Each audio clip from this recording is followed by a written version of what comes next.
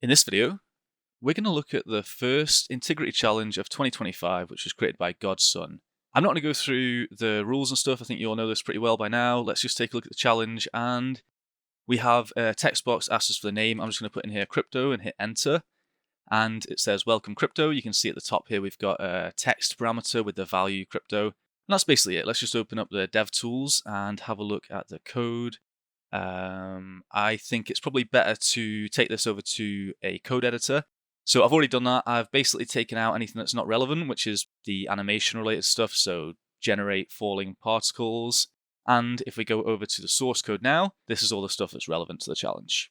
So let's trace through this based on the flow of execution. Whenever the page loads, this is the first thing that's going to be called is check query param. So we'll take a look at this function, and the first thing this function will do is call another function called getParameterByName, and it takes that text parameter that we saw, which had our name in it. So we'll have a look at this one. It is grabbing the URL, so it's getting the full URL. It's doing this name replace. I'm not actually too sure what this was about. So this is taking out square brackets, or it's escaping square brackets. So if you have like text equals cat, it's basically escaping these brackets here. I couldn't really work out the reason for that, because if you add square brackets there, it's no longer recognized as this parameter. So maybe somebody can fill me in if that's relevant or not. But what is certainly relevant is the regex, which comes after it. So we've got this regex. It's saying that it's looking for a question mark or an and then it's looking for name, which is the parameter that we've just looked at. So it's called text. So it's looking for question mark text or and text.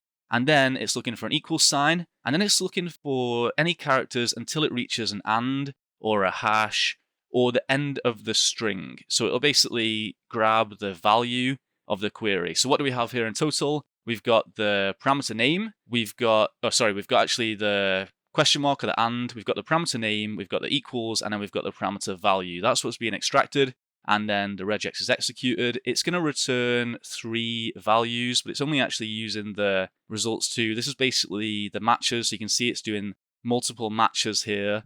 And then finally, it's going to replace any pluses with spaces, and it's going to decode the URL and return it back to the function that we just started at. So now we've got this sanitized input, somewhat sanitized, and we have another check, which is checking, did we get something back? Because look, you can actually return null here or a blank string if it doesn't have anything. So yeah, if it comes back and it's empty, that's it. We're just going to quit this function. It's all done. Or if it's got some value, we'll check this XSS function, which is going to look for angular brackets. So it's first decoding the URL, and then it's checking if the search parameter or the hash contains any angular brackets, which is basically going to prevent us from doing XSS, right? So if it's URL decoding this and we're not able to use any of these characters, we're going to have a problem.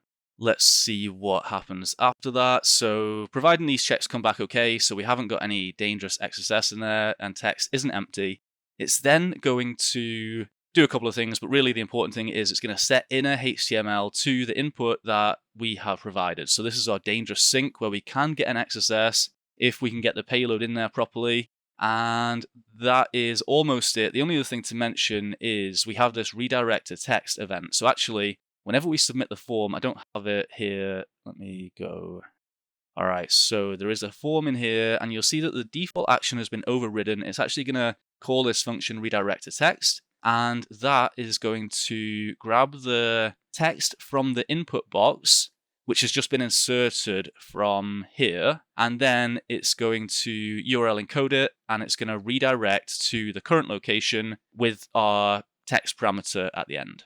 And I think that is it. We've got all of the code analyzed, so let's go and try and break this down. So the TLDR here is that we can't place our XSS payload in location.search or location.hash due to that filter. However, there is this custom function getParameterByName, which is using the whole URL. So it's not just using the search and hashes. So maybe there's something in the parsing of this which will leave us another place that we can put our XSS payload.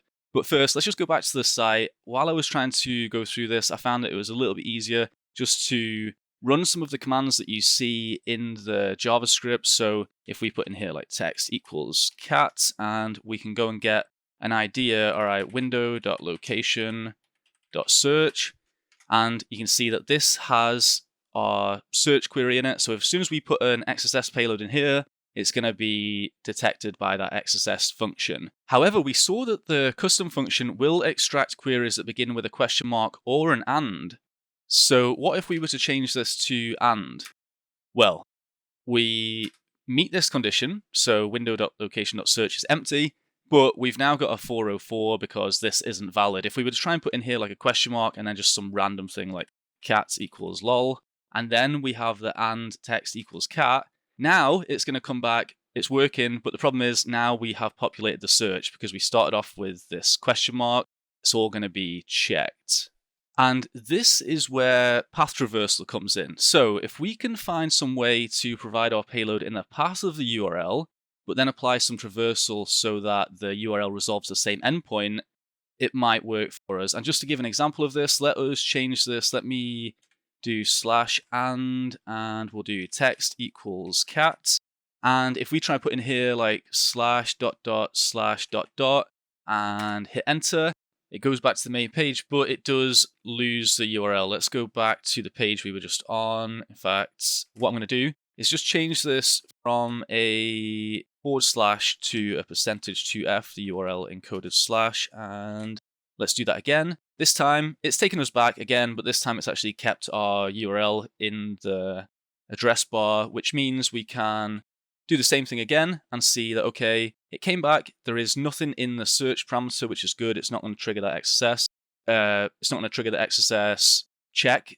But if we now do window.location.pathname, you'll see that the path name has our cat in it. So if we were to now replace this with the XSS payload, it should get past those checks, and then whenever the redirection occurs, it will redirect to the same page with our XSS in there. So let's give that a go. Let me go back to the challenge page, and I'm going to paste this in again. We only want to go back one directory. I was just doing that for an example. We basically want to stay on the same directory, right? We want to be in /challenge.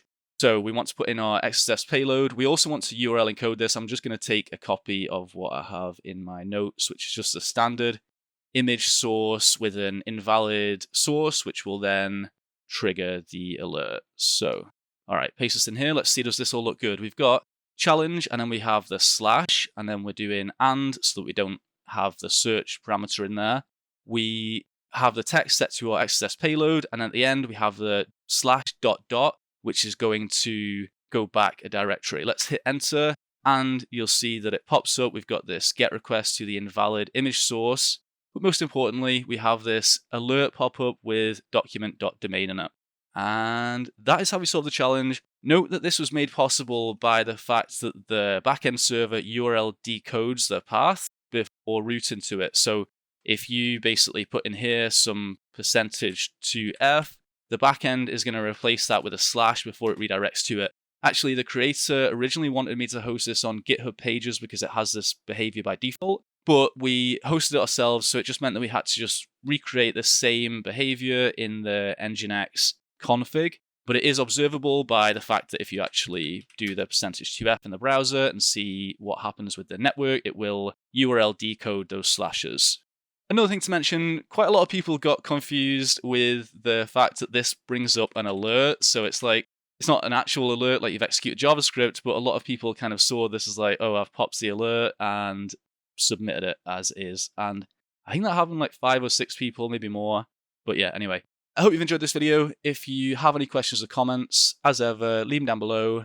And make sure you check out the Intigriti Gitbook where all of the community write-ups will be for this challenge. Thanks.